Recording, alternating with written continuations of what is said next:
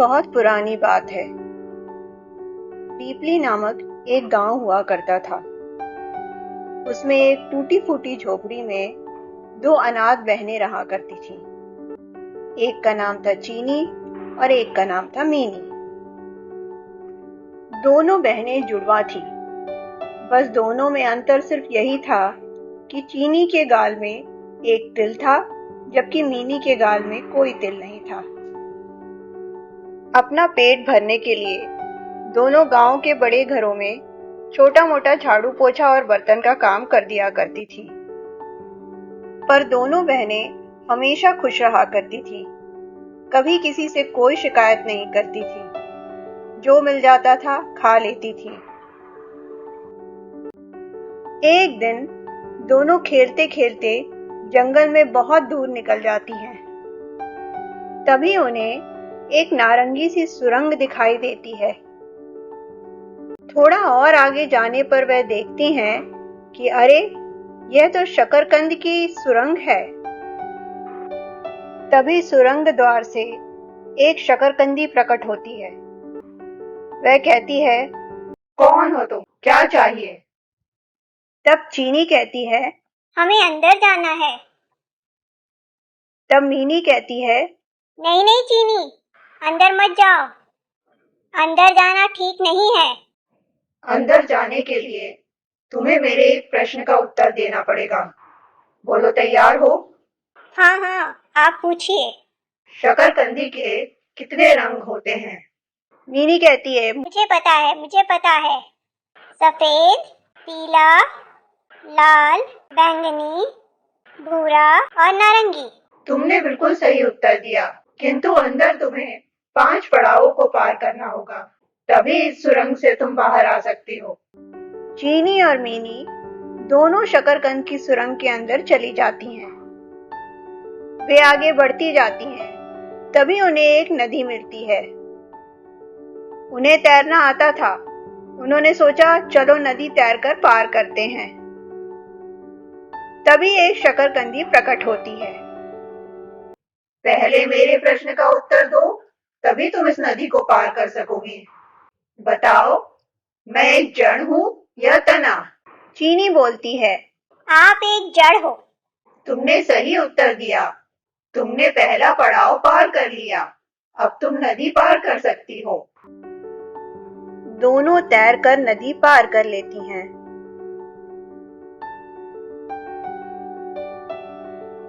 जैसे ही वे आगे बढ़ती हैं, रेगिस्तानी इलाका आ जाता है। दोनों की हालत खराब हो जाती है।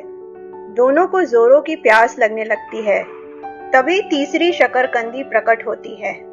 जैसे ही तुम मेरे प्रश्न का उत्तर दोगी, तुम्हें कुआं दिखने लग जाएगा। बताओ, मैं एक फल हूँ या सब्जी? आप एक सब्जी हो। तुमने बिल्कुल सही उत्तर दिया और दूसरा पड़ाव पार किया। अब तुम पानी पीने जा सकती हो। दोनों को कुआं दिखाई देता है और दोनों दौड़ के कुएं के पास जाती हैं और अपनी प्यास बुझाती हैं। जैसे ही वे आगे बढ़ती हैं, बर्फ गिरने लगती है। दोनों बर्फ में खेलने लगती हैं। धीरे धीरे बर्फ इतनी ज्यादा हो जाती है कि उन दोनों को ठंडी लगने लगती है। वे बहुत जोर से कांपने लगती हैं। तभी चौथी शकरकंदी प्रकट होती है। जैसे ही तुम मेरे प्रश्न का उत्तर दोगी, तुम्हें सूर्य देवता के दर्शन हो जाएंगे और तुम्हारी सारी ठंडी दूर हो जाएगी। तो बताओ, कौन से रंग की शकरकंदी सबसे ज्यादा मीठी होती है? नारंगी रंग की शकरकंदी सबसे ज्यादा मीठी होती है। तुमने बिल्कुल सही उत्तर दिया और तीसरा पड़ाव पार किया। अब तुम सूर्य के प्रकाश में जा सकती हो।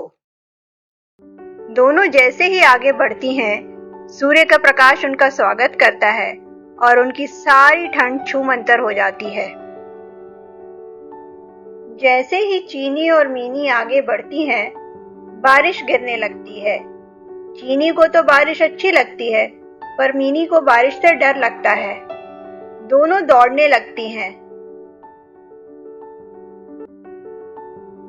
बारिश के डर से अचानक से ही मीनी का पैर फिसल जाता है। उसे पता नहीं चलता कि आगे खाई है और वह नीचे गिरने लगती है। अचानक ही वह खाई में एक पेड़ से लटक जाती है।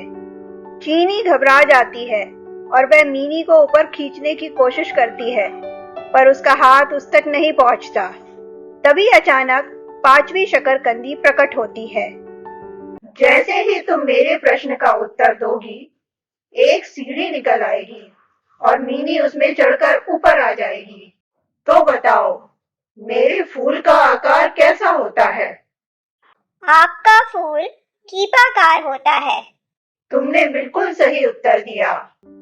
इतने में सीढ़ी प्रकट हो जाती है और मीनी उसमें चढ़कर ऊपर आ जाती है। दोनों बहनें डर के मारे रोने लगती हैं। दोनों आगे बढ़ती हैं। धीरे धीरे रात घिर आती है। मीनी, मुझे तो बड़े जोरों की भूख लगी है। हाँ हाँ चीनी, भूख तो मुझे भी लग रही है। देखो चीनी, शायद उस बड़े वृक्ष के नीचे कुछ खाने के लिए रखा है। दोनों उस वृक्ष के पास जाती हैं, लेकिन उन्हें पता नहीं था कि वह वृक्ष मायावी है। जैसे ही वे भोजन उठाने जाती हैं, वह आगे बढ़ने लगता है। वे वृक्ष के अंदर घुस जाती हैं। भोजन आगे आगे बढ़ता रहता है, वे उसके पीछे पीछे जाती रहती हैं। तभी अचानक एक डरावनी शकरकंदी प्रकट होती है। हा हा हा, तो आखिरकार तुम लोग 5वें पड़ाव तक पहुंच ही गई। अगर तुम दोनों इस सुरंग से बाहर जाना चाहती हो, तो तुम्हें मेरे आखिरी प्रश्न का उत्तर देना होगा। तो बताओ, मेरे परिवार के कोई एक सदस्य का नाम बताओ। एक मुख्य सब्जी है, वो है पानी की पालक।